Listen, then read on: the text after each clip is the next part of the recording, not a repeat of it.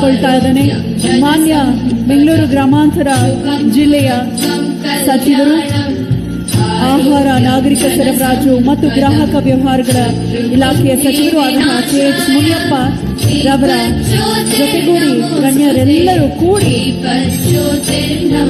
ದೀಪವನ್ನ ಬೆಳಗಿಸಬೇಕು.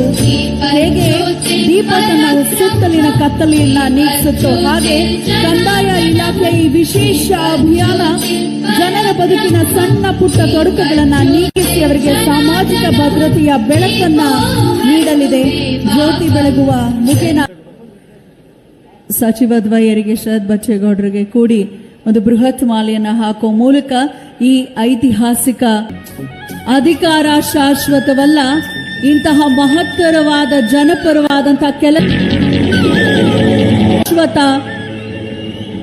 ಶುಭವಾಗಲಿ ಕಂದಾಯ ಸಚಿವರಿಗೆ, ಬೆಂಗಳೂರು ಗ್ರಾಮಾಂತರ ಜಿಲ್ಲೆಯ ಸಚಿವರಿಗೆ.